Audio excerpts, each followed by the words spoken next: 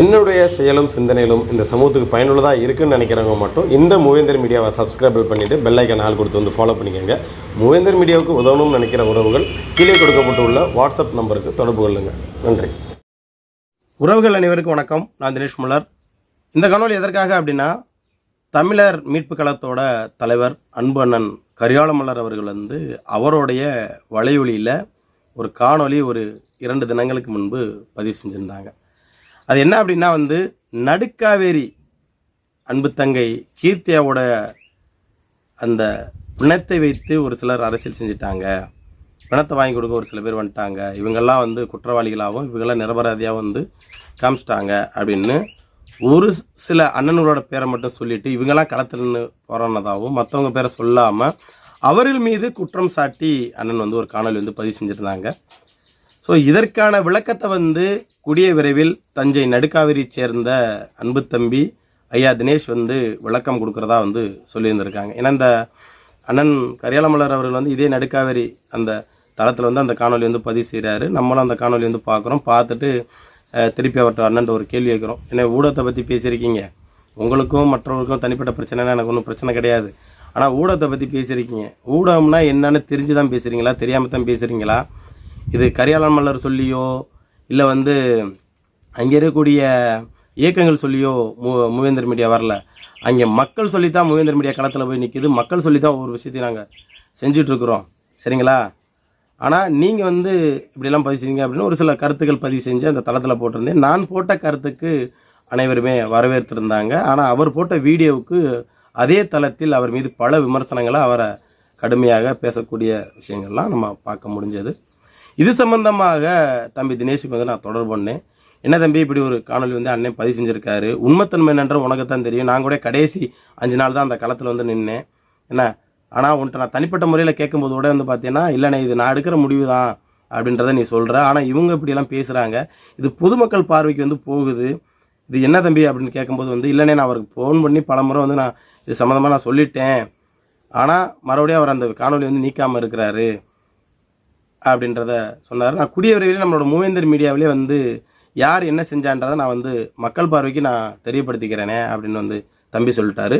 அதனால் நடுக்காவேரியில் அன்பு தங்கை கீர்த்தியாவோட பிணத்தை வச்சு யார் அரசியல் செய்தா அப்படின்றத நான் சொல்லணும்னு அவசியம் கிடையாது. ஸோ அன்பு தம்பி ஐயா தினேஷ் கூடிய விரைவில் நம்மளோட மூவேந்தர் மீடியாவில் பதிவு செய்வாப்பில் அது மக்கள் நீங்கள் தெரிஞ்சுக்கோங்க. அண்ணன் இந்த ஊடகத்தை பற்றி சொல்லியிருந்தாங்க. அதாவது பார்த்தீங்கன்னா அடுத்த ஜென்ரேஷனுக்கு என்ன கடத்துற, நிறையா கொலைகள் பார்த்தீங்கன்னா சாதிய கொலைகள் கிடையாது, அப்புறம் எப்படி சொல்கிறது, தனிப்பட்ட நடக்கிறதெல்லாம் எப்போ பார்த்தாலும் மக்கள்கிட்ட வெட்டிட்டான் குத்திட்டான் இதேவா கடத்துறது, நல்ல கருத்துக்களை சொல்லணும், அடுத்த தலைமுறைக்கு நீ என்ன கடத்த போகிற அப்படின்றத அண்ணன் கேட்டிருந்தாரு. அப்புறம் பார்த்தீங்கன்னா போன இந்தா வருது அந்தா வருது அப்படின்னு எப்போ பார்த்தாலும் எடுத்து போட்டுக்கிட்டு இருக்கிறது அப்படின்றது இது எல்லா ஊடகமே செய்யுது அப்படின்னு பொதுவாக சொல்கிற மாதிரி சொல்லியிருந்தார். ஸோ அண்ணன் கூட இத்தனை வருஷமாக பழகிருக்கேன், அவர் எந்த அடிப்படையில் பேசுவார் எந்த நிலைப்பாட்டில் பேசுவார்னு எனக்கு தெரியும். ஸோ இதை கூட பார்த்தீங்கன்னா இவர் சுயநினைவோட இவருக்கு தெரிஞ்சு இதை பேசலை, இதை ஒருவர் தூண்டுதல் பேரில் தான் பேசியிருக்காரு, ஒருவரோட தூண்டுதல் பேரில் தான் இதை பேசியிருக்காரு அப்படின்னு நான் வெளிப்படையாக சொல்லுவேன். இது நான் யாரை சொல்கிறேன் அப்படின்னா நான் கரியாள மல்லர் அவருக்கு தெரியும். கண்டிப்பாக நான் கரியாள மல்லர் இந்த காணொலி பார்ப்பார். அவருக்கு நான் அனுப்ப போகிறது கிடையாது, எங்கள் அண்ணி அவரோட மனைவிக்கு நான் அந்த அன்னைக்கு நான் அனுப்பிச்சுடுவேன், அண்ணே இந்த காணொலி நீங்கள் பாருங்கள் அப்படின்னு. ஏன்னா இதை மறுப்பு தெரிவிக்கல அப்படின்னா என்னமோ நம்ம ஒரு குற்றச்சாட்டை பண்ணுற மாதிரி ஆகும். அதே போல் அண்ணன் மாதிரி நம்ம பொதுத்தலங்களில் நிறைய விஷயங்கள் பதிவு செய்ய முடியும், ஆனால் அது நம்மளோட நோக்கங்கள் கிடையாது. ஏன்னா ஏன் அண்ணனை பொதுத்தலங்களை நான் பேசினேன் அப்படின்னு வைங்களே, அது எனக்கு தான் அசிங்கம். அதனால் அவரை பற்றி குறை சொல்வதற்கோ அவரை பற்றி விமர்சனம் செய்வதற்கோ இந்த காணொலி நான் பதிவு செய்யலை. சில விஷயங்களை அண்ணனுக்கு தெளிவுபடுத்தணும் அப்படின்றக்காண்டி தான் நான் பதிவு செய்கிறேன். இன்றைக்கி யாரெல்லாம் உங்கள்கிட்ட இந்த மாதிரி விஷயத்தை உங்கள்கிட்ட புரணி சொன்னாங்களோ, அண்ணன் கரியாள மல்லர்கிட்ட புரணி சொன்னாங்களோ, கரியாள மல்லர் அண்ணன் நீங்கள் முதல்ல ஒரு சில விஷயம் யோசிக்கணும். இன்றைக்கி உங்களுக்கு பக்கபலமாக துணையாக நிற்கிற ஆளெல்லாம் நீங்கள் சிறைப்படும் போது இன்னைக்காவது ஒரு நாள் உங்களை சிறையில் பார்த்து உங்களுக்கு ஆறுதல் கூறியிருப்பார்களா அப்படின்றத அண்ணன் கரியாள மல்லர் புரிஞ்சுக்கணும். அந்த கொஞ்சம் கூட அந்த ஈரம் கூட இல்லாமல் தானே இப்படி ஒரு பதிவு செஞ்சிட்டீங்க, எனக்கு அதுதான் வலிக்குது. ஏன்னா உங்களுக்கு தண்டனையாகி மதுரை சிறையில் கிடந்தப்ப இந்த சமூகத்தில் எத்தனை பேர் உங்களை பார்த்தாங்க? வாரத்தில் 2 நாள், அன்னைக்கு தெரியும், உங்களோட மனைவிக்கு தெரியும், வாரத்தில் 2 நாள் பொழப்பை விட்டுட்டு என்ன நடக்குது ஏது நடக்குது வக்கீலை பார்க்குறது பண்ணுறது எல்லா வேலையும் என்ன செஞ்சேன் அப்படின்றது உங்களுக்கு தெரியும். அதை விட்டு வெளியில் வந்தது கூட வந்து எத்தனையோ பேருக்கு நன்றி சொன்னீங்க. என் பேரை சொல்லணும்னு என்னைக்காவது நான் உங்களை கேட்டிருந்திருப்பேனா? கேட்கல. ஏன்னா நம்ம செய்கிறத செஞ்சுட்டு போவோம். கூட பிறந்தவனா நினச்சி தான் நீங்கள் உள்ளே இருக்கும்போது கூட அவ்வளோ விஷயங்கள் வந்து தம்பி பார்த்தேன், உங்களுக்கு உதவி செஞ்சுருக்கேன்னு உங்கள் மனசில் இருந்தால் போதும், மக்களுக்கு தெரிஞ்சால் போதும். சரியா? ஆனால் நான் என்ன சொல்கிறேன்னா, இன்றைக்கி யார் பேச்சையோ கேட்டு நீங்கள் ஒரு வீடியோ போட்டிருக்கீங்கல்ல, இவர்களாம் என்றைக்காவது ஒரு நாள் உங்களை வந்து சிறையில் பார்த்துருப்பாங்க. இந்த தண்டனையை 6 மாத காலம் உள்ள அடந்தீங்க. அந்த 6 மாத காலத்தில் எவராவது ஒருவர் உங்களுக்கு வந்து துணையாக நின்னாங்களா? உங்கள் குடும்பத்தை யாராவது பார்த்தார்களா? உங்கள் குடும்பத்துக்கு யாராவது உதவினார்களா? அப்படின்றத அன்னை வந்து உணரணும். அந்த காணொலி பார்க்கும்போது உங்கள் மேலே எனக்கு கோபம் வரல, கண்ணீர் தான் வந்துச்சு. ஏன் தெரியுமா?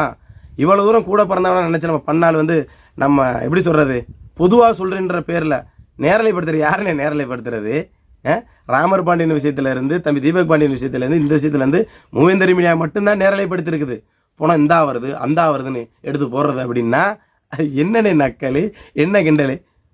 இது வந்து நீங்கள் பேசி நீங்கள் வந்து என்ன வந்து சிறுமைப்படுத்தலாம், அந்த மக்கள்கிட்ட வந்து காமிச்சலாம் நீங்கள் நினச்சிருக்கீங்க. ஆனால் இதனால் நீங்கள் எந்த அளவுக்கு வந்து நீங்கள் பேக் ட்ராப்பில் போயிருக்கீங்க அப்படின்னு உங்களுக்கே உணர்ந்துருப்பீங்க. இது வரைக்கும் நடந்த நிகழ்வில் இந்த காணொலி போட்டுட்டு உங்கள் மீது யாரெல்லாம் மதிப்பு மரியாதை வச்சுருந்தாங்க அவங்களாம் இன்னைக்கு உங்களை ஏச்சும் பேச்சும் எவ்வளோ வாங்கியிருப்பீங்க அப்படின்றது எனக்கு உணர முடியும். நல்லா தெரிஞ்சுக்கங்க. நீங்கள் தம்பிக்கு ஒரு விஷயம் பண்ணணும்னு நினச்சிங்கன்னா அது உங்களுக்கு நீங்களே புதகுலியை தோண்டிக்கிறதுக்கு சமம். சரியா? இதில் நான் அண்ணிட்ட இந்த காணொலி போட்டு கேட்டதுக்கு நான் சத்தியமாக தினேச சொல்லணுங்களா? தினேச சொல்லல, அண்ணன்ட்ட இவ்வளோ நாளாக பழகிருக்கான். ஒன்றும் பண்ணால் ஒரு வீட்டில் தூங்கியிருக்கோம், உங்கள் வீட்டில் உட்காந்துருப்பேன், சாப்பிட்ருப்பேன், படுத்திருப்பேன், அந்த வீட்டில் கிடையாது கடந்திருப்பேன். ஏன்னா அதனால் யார் எந்த அர்த்தத்தில் பேசுகிறான்னு தெரியாமல் அளவுக்கு தம்பி ஒன்றும் பால்வாடி பையன் கிடையாதுண்ணே. நான் ஏன் வந்து தெரியுமா இதை வந்து பதிவு செஞ்சு வந்து நான் வருத்தப்படுறேன்? உங்களோட எதிரி உங்களை வந்து திட்டம் திட்டுறதுக்கு பல பேர் இருக்கேன். அவனுக்கு நீங்களே வந்து எங்களுக்குள்ளே வந்து இவ்வளோ பிரச்சனை இருக்குடான்னு நீங்களே காட்டிட்டீங்க. ஒவ்வொரு முறையும் என்ன எனக்கு அட்வைஸ் சொல்லுவீங்க நீங்கள், தம்பி நம்மளுக்குள்ள 1000 பிரச்சனைகள் இருந்தாலும் பொதுத்தளத்தில் வந்து அப்படி வீக்னஸை காட்டக்கூடாதுன்னு சொன்ன இதே அண்ணன் கரியாள மல்லர் எதற்காண்டி இந்த காணொலி போட்டிருக்கணும். சரி, இந்த காணொலி போட்டிங்க, போட்டு அந்த நடுக்காவேரி தளத்தில் போட்டிங்க, போட்டோன்னு உங்களை பற்றி 1008 விமர்சனங்கள் வந்துச்சுல்ல, உங்களை கடுமையாக திட்டுனாங்களா? அப்போயாவது என்ன பண்ணியிருக்கணும்? அப்போ நம்ம இந்த போட்ட காணொலி வந்து தவறு, இந்த காணொலியை நீக்கியிருக்கணும்ல. இன்ன வரைக்கும் நீங்கள் அந்த காணொலியை நீக்கலை. ஸோ நான் என்ன சொல்ல வரேன் அப்படின்னா, நீங்கள் அந்த போட்ட காணொலி உங்களுடைய இந்த இயக்கத்திற்கும் உங்களை நம்பியிருக்கக்கூடிய நபர்களுக்கும் என்ன, நீங்கள் இன்னும் பேக் ட்ராப்பில் தான் போகல தவிர்த்து இன்னும் நீ மேலே வர முடியாது. அப்புறம் ஒரு சிலருக்கு நான் அதை வந்து பொதுவாக சொல்ல வரேன். அதாவது என்ன சொல்லியிருக்காங்க அப்படின்னா, என்னோட முகத்தை வச்சு தான் மூவேந்தர் மீடியா வந்து வளர்ந்துருக்குது, என்னோட வீடியோ பதிவு செஞ்சனால தான் வந்திருக்கு அப்படின்னு ஒரு 4-5 அண்ணன்கள் வந்து மற்றவங்கள்ட்ட சொன்னதாக வந்து எனக்கு காதுக்கு வந்துச்சு. நான் ஒரே பேச்சாக சொல்லிட்டேன். அவங்கள்ட்ட சொல்லிட்டு போட்டேன், என்ன சொல்லிட்டு போகிறாங்க அப்படின்னு சொல்லிட்டு. நான் இதை வந்து நான் வெளிப்படையாக சொல்லிடுறேன். மூவேந்தர் மீடியா யார் முகத்தை வைத்தும் வளரலை. நல்லா தெரிஞ்சுக்க. மக்களோட பிரச்சனையை, மக்களுக்கு என்ன பிரச்சனை நடக்குதோ, மக்களுக்கு என்ன துயரங்களோ, மக்கள் போராட்டங்கள் என்னவோ, இதை மக்கள்கிட்ட கொண்டு போச்சு. அதனால் மூவேந்தர் மீடியா இன்றளவு வளர்ந்து நிற்கிறது. மூவேந்தர் மீடியானால தான் சிலர் வளர்ந்துருக்கீங்களே தவிர்த்து மூவேந்தர் மீடியாவை இங்கே யாரும் வளர்த்து இல்லை. சரியா? இப்போயே இந்த மூவேந்தர் மீடியாவில் பல பேர்த்த வந்து வளர்த்து விட்டுருந்துருக்குறோம். இன்றைக்கி நல்ல இதாக இருக்கீங்க. ஆனால் மூவேந்தர் மீடியா இன்ன வரைக்கும் அதே ஸ்டாண்டர்டில் தான் இருக்குது. நாளைக்கே நினச்சாலும் மூவேந்தர் மீடியா அடுத்த ஒரு ஆளை வளர்த்து விட முடியும். சரிங்களா? ஏன்னா மூவேந்தர் மீடியா என்பது தேவேந்திரகுல வேளாளர் சமூகத்திற்கான ஊடகம். சமூகம் எங்கெல்லாம் பாதிக்கப்படுதோ, எங்கெல்லாம் கோயில் உரிமைக்கான விஷயங்கள் நடக்குதோ, எங்கெல்லாம் ஆன்மீக நிகழ்வுகள் நடக்குதோ, எல்லா இடத்துலையும் மூவேந்தர் மீடியா களத்தில் நிற்கிது. அதனால் மக்களோட ஆதரவில், அதனால தான் பழைய சேனல் இருந்துச்சு மூவேந்தர் மீடியா வந்து 1,90,000 ஃபாலோவர்ஸு.